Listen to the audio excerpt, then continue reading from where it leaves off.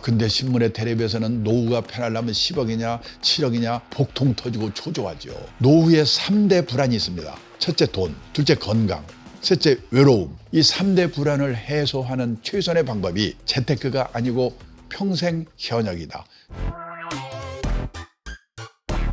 안녕하십니까. 행복배세 자산관리연구회의 대표를 맡고 있는 강창입니다. 이 시간에는 이 100세 시대 그리고 저성장 결핍의 시대에 부모는 어떻게 살고 자녀는 또 어떻게 해야 될 건가, 이런 문제에 대해서 말씀을 드려보도록 하겠습니다. 부모의 문제를 먼저 말씀을 드리려고 하는데요. 재작년인데요. 취업 컨설팅 업체 잡코리아에서요 발표한 자료를 보니까 우리나라 50세 이상 직장인이 체감하는 평균 퇴직 연령이 51.8세랍니다. 그러면 51.8세를 반올림해가지고 52세에 퇴직했다고 가정합니다. 평균 수명 83세까지만 산다고 가정해도 52세에서 83세까지 31년입니다. 이 31년만 해도 이게 어느 정도 길인가? 하루가 24시간입니다. 현역 시절에는 무지개 바쁘지요. 일해야지, 술 먹어야지, 연애도 해야지, 하루가 그냥 100시간 있으면 좋겠어요. 근데요, 퇴직을 하고 나면 이놈의 시간이 안 갑니다. 잠자는 시간, 밥 먹는 시간, 화장하는 시간 다 빼도 최소한 하루에 11시간 남거든요. 실제로 얼마 전에 어느 기업에서요, 퇴직을 앞둔 직원들을 부부를 불러가지고 교육을 시켰대요. 갔다 온 분한테 들은 얘기인데요. 강사가 오더니 그러더랍니다. 다음 달부터 퇴직이시죠? 그러면 그 다음 날부터 하루 일과, 일주일 일과, 한 달 일과표를 예상을 해서 한번 써보세요. 이걸 뭐라고 쓸까? 막연히 앉아있는데 마누라는 어떻게 쓰는가? 봤더니 그냥 받자마자 써내려가는데요. 아침에 일어나서 밥하고 빨래하고 청소하고 개모임 갔다 육사임 갔다 딸내집 갔다 줄줄줄 써내려가는데 자기는 10시까지 써놓고 나니까 쓸 말이 없더래요. 남자들이 이렇습니다. 최소한요 11시간 남아요. 곱하기 365일, 1년이지요. 곱하기 31년. 이게 바로 124,465시간입니다. 그러면 124,465시간이면 이게 어느 정도 길인가? 지금 우리나라 직장인들이 1년에 회사 나와서 근무하는 시간 연평균 1915시간입니다. 124,465시간을 1915시간으로 나누면요 약 65년이 돼요.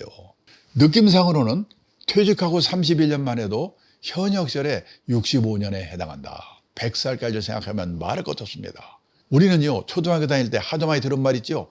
인생은 짧고 예술은 길다. 아닙니다. 앞으로는 인생도 무지하게 길고 예술도 길다. 이렇게 생각하고 대책을 세워야 된다는 거예요. 그래서요 선진국에서는 노후에 대비하는 방법이 두 종류로 갈라진다는 거예요. 열심히 살았는데 유감스럽게 노후 생활비가 모자라는 사람, 그런 사람 어떻게 살 건가? 제 생각에 우리나라 유감스럽게도 모자라는 사람이 대부분 아마 70~80% 아닐까 생각합니다. 인생에서 재산이 제일 많을 때가 50대래요. 통계청 자료를 보니까요 우리나라 50대 가구의 가구당 평균 총자산이 6억 450만 원이래요. 빚이 있습니다. 부채 차입금 평균 1억 700만 원. 빼면요 4억 9,700. 이게 순자산 자기자본입니다. 언뜻 생각하면 50대 후반에 재산이 4억 9,700이면요 그럭저럭 먹고 살 수가 아닌가 이런 생각이겠죠. 근데 문제는 4억 9,700 중에서 살고 있는 집값이 4억 2,700이에요. 얼마 남아요? 7천만 원 남잖아요. 이걸로 30년 40년 어떻게 삽니까? 그러니까 7천만 원 갖고 주식 사서 튀겨볼까 했다 빵으로 만들거나 동학개미면 난리 났었잖아요. 아니면 집을 팔아 살아야 돼요. 그런데 이 집이 제가 전에 소개해드린 그 일본의 제 친구, 그런 식으로 집이 떨어지지 않는다는 보장이 없거든요. 돌아가는 꼴은 비싼데. 그러면요 선진국 같으면 재산은 없더라도 최소 생활비 정도는 연금을 받아 생활하죠. 우리는 그럴 수 있는 분이 학교 선생님, 공무원, 군인 출신하고 일부 준비한 사람이 없거든요. 보통 사람은 있는 게 국민연금 하나 정도인데 저도 놀랐는데요.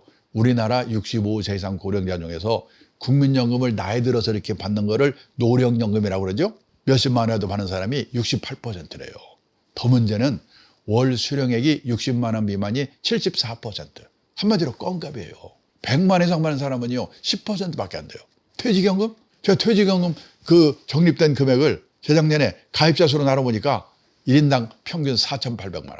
개인연금? 가입자도 많지 않지만 계좌 수로 나눠보니까 1,800만 원. 두 개 다 한꺼번에 받아봤자 1, 2년 지나면 다 없어져요. 결국 남는 게 뭡니까? 달랑 집 한 채. 근데 그 집이 내 노후에 도움이 될까? 지금요 일본 도쿄 근교에 가면 신도시, 우리말 하면 분당 일산, 80년대까지만 해도 흥청흥청하던 신도시인데요 저녁에 가보면 불안돈 아파트가 많아요. 비어있어가지고. 일본의 빈집이 5년 전에 849만 채라고 그랬거든요. 작년 연말에 1000만 채 된다고 그랬는데 아직 발표가 없어서 됐는지 안 됐는지 모르겠어요. 10년 후가 되면요, 일본 집 3채 중에 한 채가 빈집이 될 거래요. 도움이 안 돼요. 우리나라 빈집 없는 줄 아십니까? 3년 전에 통계를 보니까요, 51만 채가 비어있대요. 시골에 농가주택 비어있는 거? 아닙니다. 대도시 한복판에도 빈집이 생겨요. 도청이 있던 자리가 도청이 딴 데로 옮겨가 버리면요, 빈집이 생겨요. 요즘은요, 지방도시에도 인구가 주는데 외곽에 신도시가 생깁니다. 그러면요, 구도심에 있던 젊은 친구들이 그걸로 이사 가거든요. 구도심에는 노인들만 남아있다가 돌아가시면 비는 거예요. 그 일본의 빈집이 그렇게 늘어난 거예요. 우리가 따라가고 있어요. 도움이 안 돼요.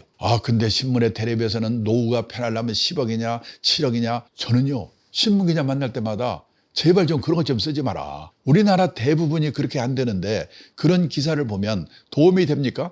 복통 터지고 초조하죠. 그럼 어떻게 되냐? 맞춰 사는 방법을 배워야 되죠. 그래서요, 일본 가도 미국 가도 열심히 살았는데 유감스럽게 노후 생활비가 모자란 사람 거기도 많습니다. 어떡하냐? 할 수 없다. 나는 이제 생활비가 모자라니까 체면불구하고 허드렛 일 해서라도 한 푼이라도 벌 방법이 어떨까? 이 일을 찾지요. 제가 지금부터 48년입니다. 1975년인데요. 일본 동경 증권거래소라는 데 가서 연수를 받았어요. 제가 한국 거래소를 다녔습니다. 그때요, 일본의 전체 인구 중에서 노인 비율이 8%였어요. 지금 우리나라 노인 비율이요, 18%입니다. 48년 전에 일본의 노인 비율이 지금 우리나라 노인 비율의 절반도 안 됐는데, 지금 생각해 보니까 그때 일본의 노인들은 체면을 버리고 일할 준비가 되어 있었구나. 제가 그때 두 가지 광경을 목격했습니다. 하루는요, 동경증권거래소 지하에 주식이나 채권을 보관하는 창고가 있는데요. 그 앞을 견학하는데 머리가 허연 70은 넘어서 가던 노인들이 100명 정도 앉아가지고 주식을 세고 있어요. 제가 놀라서 안내하는 분한테 물어봤거든요. 저분들은 옛날에 뭐 하던 분들입니까? 옛날에는요, 회사 간부도 했고 공무원 출신도 있고 한자씩 한 사람들이지요. 얼마씩 받아요? 시간당 500엔, 우리 돈으로 5,000원 정도 받고 일한대요.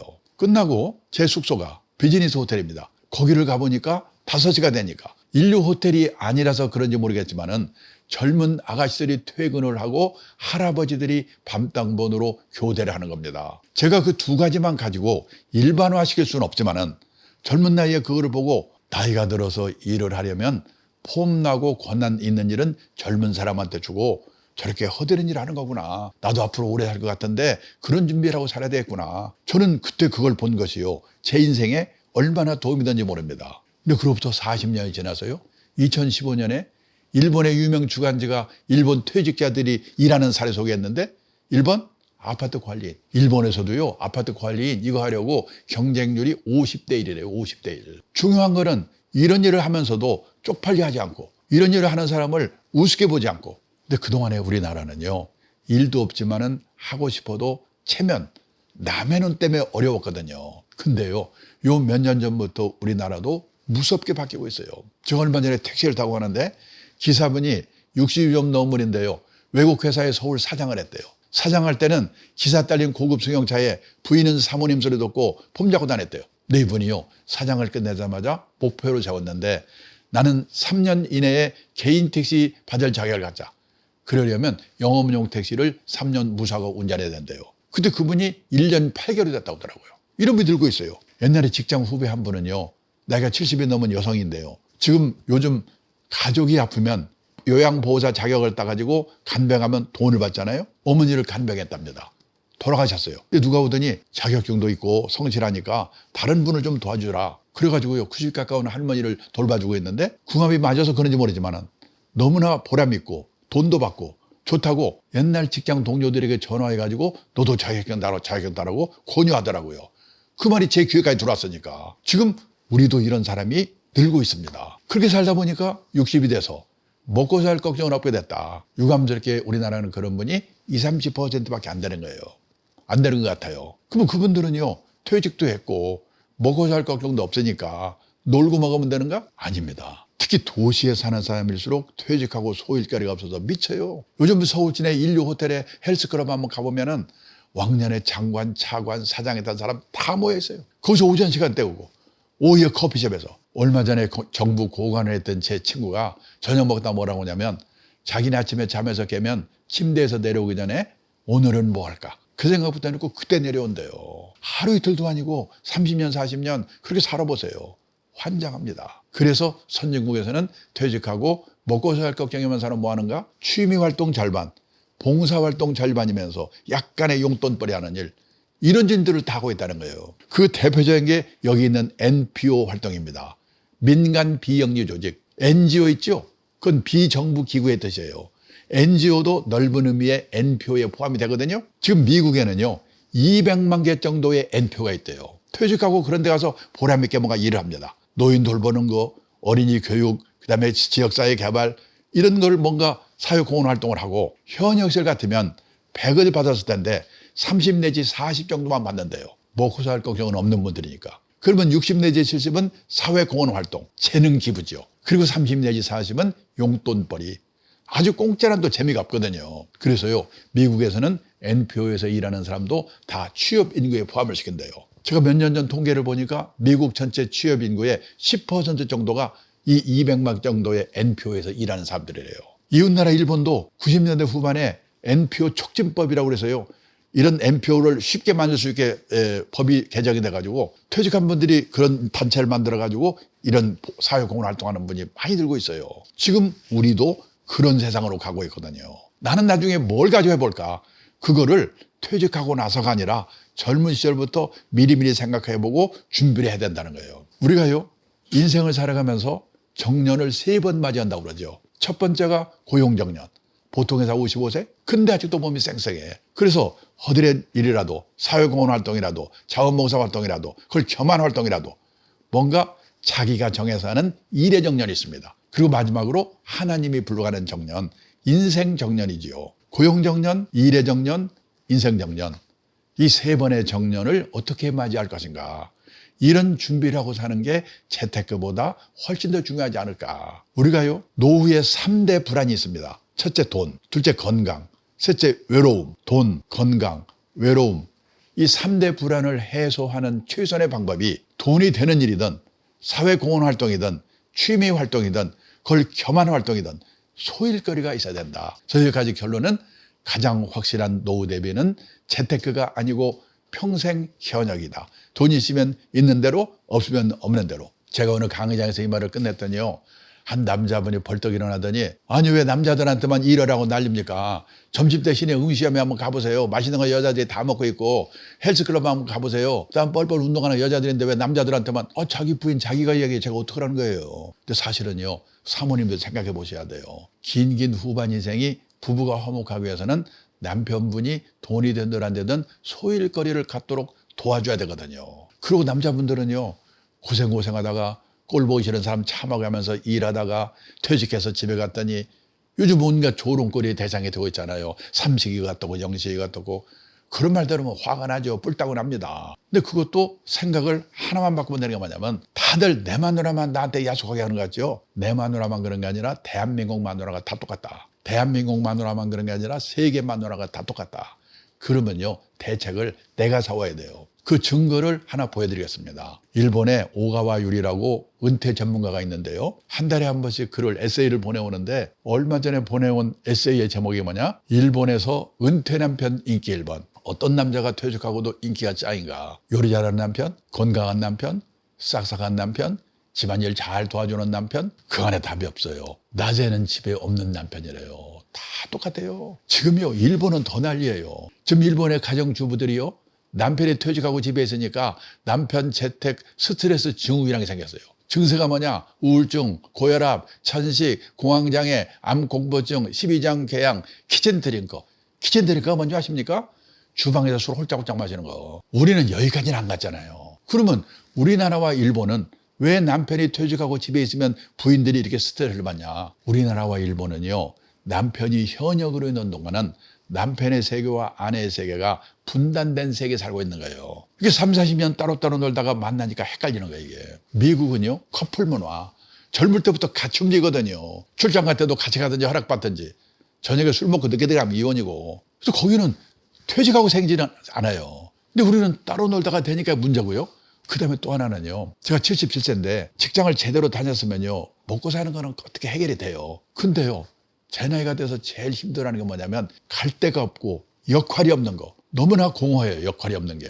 티베트의 종교 지도자 달라이 라마가 했다는 얘기입니다. 자신이 다른 사람들에게 쓸모있는 존재가 아니라고 생각하는 노인은 자신이 남에게 유용한 존재라고 느끼는 노인보다 일찍 숨질 가능성이 3배 가까이 높게 나왔다. 부유한 나라에서 고통과 분노의 정도가 더 심한 건 물질적 부가 부족해서가 아니다. 내가 남에게 필요한 존재라는 느낌이나 내가 사회와 함께하고 있다는 느낌을 더 이상 갖지 못하기 때문에 불행해지는 것이다. 근데요, 쓸모있는 인간을 누가 만들어주는 게 아니거든요. 자기가 만들어야지. 근데 왕년에 높은 자리에 있던 사람, 왕년에 끝발이 있던 사람 조심해야죠. 그게 잘 안 돼요. 얼마 전에요, 공무원 연금공단에서 퇴직하신 공무원분들 대상으로 퇴직 수기를 공모한 일이 있는데 우연히 제가 심사위원을 했습니다. 심사하면서요, 105분의 수기를 읽었는데 깜짝 놀랐어요. 저는요, 공무원들은 60까지 보장되지, 연금도 300만 에서 다 받는 데지 아무 걱정 없는 줄 알았거든요. 아니에요.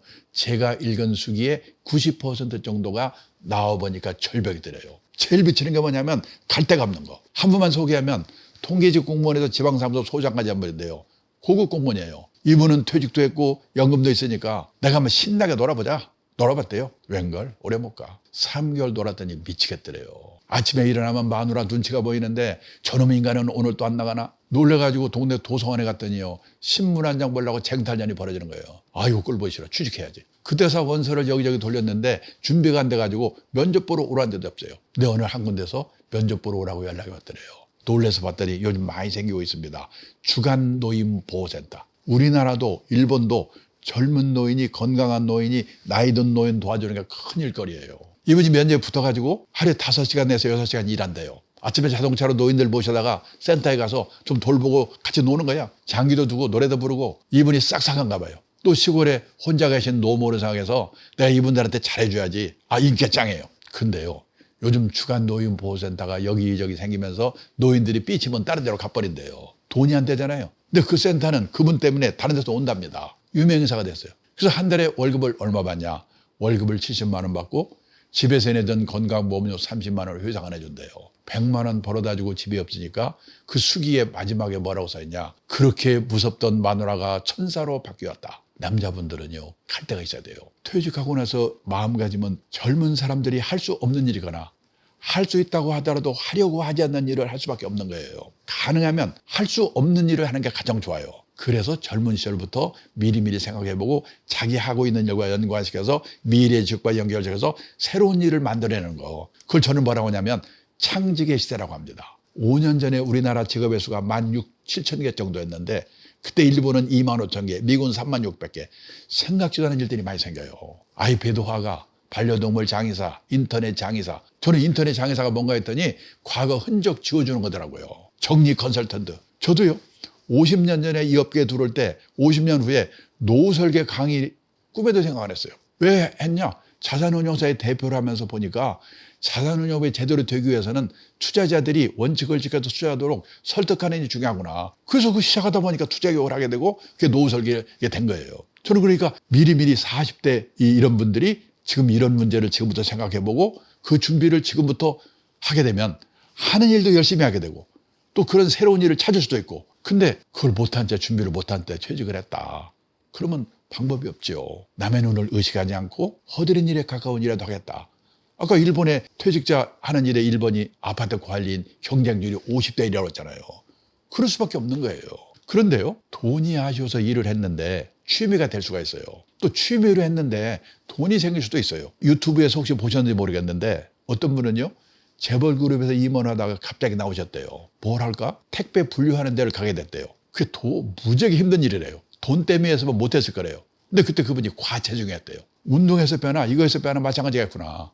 몸무게 뺄 요량으로 시작을 했어요. 몇 달 만에 몸무게가 빠졌습니다. 근데 그 사이 일이 손에 익었어요. 지금도 하고 있대요. 유튜브에 나와요. 그러는 거예요. 돈이 아쉬워서 일을 했는데 취미가 될 수도 있고 취미로 했는데 또 돈이 생길 수도 있지만은 처음부터 돈도 생기고 취미도 맞고 남보기도 폼나고 그럼 얼마나 좋겠습니까? 쉽지 않죠. 그래서요, 학교 다닐 때는 선생님 말씀 잘 들어야 되고 회사 다닐 때는 회사의 방침을 잘 따라야 되는데 후반 인생은 남의 눈을 의식하지 않고 내가 가고자 하는 방향이 옳은 방향이라는 소신이 필요하다. 그래서요, 후반 인생은 자기 만족을 추구하는 시기다. 이런 마음가짐으로 뭔가 퇴직 후에도 할 일을 미리미리 준비하는 게 중요하다고 생각합니다. 그 다음에요, 부모 얘기 이제 끝내고 자녀 문제에 대해서 말씀드리겠습니다. CNN 방송에서 애들 0세에서 18세까지 자녀 양육비로 들어가는 돈의 합계를 GDP 합계로 나눠봤더니요. 이 1등이 한국, 2등이 중국, 3등이 이태리래요. 그러니까 우리나라가 소득 대비 세계에서 자식한테 가장 많이 돈을 퍼붓는 나라거든요. 근데 제가 놀랐는데요. 작년 8월에 신문 보셨는지 모르겠는데 우리나라 2030 세대 중에서 그냥 쉬는 친구들이 저는 그냥 쉬는 게 뭔가 했더니요. 일도 없고 찾아볼 생각도 안 하는 사람들을 그냥 쉬는 친구라고 그러더라고요. 그냥 쉬는 2030 세대가 67만 명이고요. 그중에 63%가 생활비를 부모에게 의존한다는 거예요. 캥거루죠. 근데요. 캥거루가 이 말 들으면 열받는데요. 왜? 캥거루는 짐승인데 자기 새끼를 낳아서 딱 1년 보호하고 쫓아버린대요. 사람은 끝이 없잖아요. 그럼 일본에서는 캥거루를 또 뭐라고 부르냐면 패러사이트 싱글이라고 부르는데 이 패러사이트가 생물 선생님이 나는 무지가 어려운다는데요. 봉준호 감독 때문에 유명해졌죠. 기생충, 기생충적 독신이라고 그러는데요. 몇 년 전에요. 일본에 35세에서 44세까지 10년 인구가요. 1895만 명인데 그중에서 결혼 안 하고 부모한테 얹혀 사는 기생충적 독신이 295만 명이라고 하더라고요. 부모가 돌아가시면 어떤 일이 생기냐. 직업이 있는 친구는 그나마 괜찮은데 없는 친구들이 더 많거든요. 부모 사망 신고 안 하고 몰래 연금 다 먹거나 아니면 흑빈자로 전락한다는 거예요. 일본의 노인분들이 쓰는 글을 읽어보면 내 연금으로 살고 있는 내 새끼들 나 죽고 나면 어떡할 건가. 그런 걱정들이 많아요. 근데 그 돈이 왜 드냐? 우선 교육비죠. 그 다음에 결혼 비용인데요. 일본에 딸만 하나 있는 친구한테 제가 물어봤어요. 딸 시집갈 때 결혼 비용 얼마 들었냐? 그랬더니요. 얼마 줬더라? 신혼여행 갈 때 150만 원 줬나? 그러더라고요. 근데 우리는요. 전국 평균 아들이 1억 9,900이니까 2억이에요. 딸이 1억 3천. 절반 이상을 부모가 되잖아요. 왜 이렇게 많이 드냐? 집 얻어주는 돈이 포함돼서 그렇잖아요. 제가 일본 친구한테 한국에서는 집을 얻어줘야 되기 때문에 돈이 이렇게 든다고 그랬더니 뭐라고 하냐면요. 세상에 자식에게 집까지 얻어주는 나라 처음 봤대요. 그래서요. 지금 중요한 게 뭐냐. 우리도 우리 애들도 제대로 된 자립교육을 받는 거예요. 자립에는 세 가지가 있습니다. 첫째, 행위의 자립. 내가 머물렀던 자리 쓰레기 누가 와서 치우게 만들잖아요. 아직도 공중목욕탕에 가보면 바닥에 수에 널브러져 있어요. 어떤 사람이 자기가 치울 거 안 치워서 그런 거거든요. 회사에서도 누가 뭔 일하면 못 믿어. 가서 한번 봐야 돼. 그런 친구 있어요. 내 아이가 그렇게 행위에 자립이 안 된 사람이 어떻게 되겠습니까? 두 번째는요. 의식의 자립. 남의 눈에 종속되지 않아야 돼요. 우리나라처럼 남의 눈 때문에 미치는 나라가 없잖아요. 저는요. 미국에서 살아보지 못했는데 미국에서 온 사람이 그러더라고요. 거기는 학교를 졸업해도 넓은 천지에 흩어져 버리기 때문에 친한 친구 몇 명 빼고는 누가 어디서 뭐 하는지도 모른대요. 관심도 없고. 근데 우리는 동창회, 향후회, 동네 모임, 개 모임 모여가지고 걔는 공부도 못하는 게 얼굴 좀 이뻐서 시집을 잘 갔는지 뭐 사고 뭐 샀다고 사진 찍어 올리고 나는 점심에 이거 먹었다고 사진 찍어 올리고 눈은 어떻고 누구는 어떻고. 우리나라처럼 남의 눈 때문에 미치는 나라 없잖아요. 남의 눈에서 벗어나야 앞에 일들이 가능한데. 의식의 자립 그리고 경제적 자립이에요. 남한테 부모한테 폐 안 끼치려면. 근데 우리가요 경제적 자립하면 뭐냐 다 돈 버는 능력, 재테크 이것만 생각하거든요. 아닙니다. 진정한 경제적 자립이란 주어진 경제적 상황에 자기 자신을 맞춰놓는 능력을 기르는 거다. 절약이에요. 그리고요 세상을 떠날 때까지 최소 생활비를 공적 사적 연금으로 받을 수 있도록 확보된 나라가 선진국이에요. 미국, 일본, 독일에서요 노인분들에게 매달 주 수입원이 뭐예요? 이렇게 물어보면 예, 연금이에요. 이렇게 대답하는 사람이 60, 70%, 80, 90%라는 얘기예요. 우리나라는 그렇게 대답할 수 있는 사람이 학교 선생님, 공무원, 군인 출신하고 일부 준비한 사람이 없으니까 29%밖에 안 돼요. 그러면 그동안에 우리나라 노인들은 뭘 먹고 살았는가? 보세요. 1980년도만 해도 자식이 도와줬잖아요. 72%. 이것도 화끈하게 줄었어요. 12%예요, 지금은. 선진국 어느 나라도 자식이 부모의 주 생활비를 도와주는 나라가 없습니다. 그래서 뭐냐? 부부가 국민연금 넣듯이 해야 돼요. 직장인은 의무적으로 가입하죠. 전업주부는 의무는 없는데 이미 가입이 가능합니다. 최저 금액 9만 원이거든요. 30세부터 90세까지 최저 금액 9만 원씩만 가입하면 세상 떠날 때까지 58만 3천 원씩 받아요. 물가 오르면 늘어나요. 남편 고갑전 절대 굶을 일 없어요. 그리고 직장인은 퇴직연금. 요즘은 1인 기업, 자영업자분들도 다 세제 혜택 받으면서 퇴직연금 가입할 수 있거든요. 그걸로 모자라니까 10만 원, 20만 원에도 개인연금. 이 100세 시대에는 이 세 가지를 삼층연금이라고 하는데 삼층연금으로 최소 생활비 확보하는 게 가장 중요하다. 나는 그거 못하고 퇴직해버렸는데 이제 어떡하죠? 그러면 살고 있는 집, 고향의 땅 과감하게 은행에 맡겨놓고 생활비 받아 쓰다가 갈 때 정산하는 거예요. 주택연금, 농지연금입니다. 어떤 분은 그러시죠. 그래도 갈 때 자식한테 집안처럼 주고 가야지. 근데 생각해 보세요. 100살에 가면서 자식한테 집 줘봐야 그 자식 70살이거든요. 생각을 바꿔야 돼요. 오늘은 부모의 미래, 자녀의 미래에 대해서 말씀을 좀 드렸습니다. 다음 시간에는 마지막으로 자산 관리에 대해서요. 한 번 더 말씀드리겠습니다. 이 시간에는 이걸로 끝내겠습니다. 감사합니다.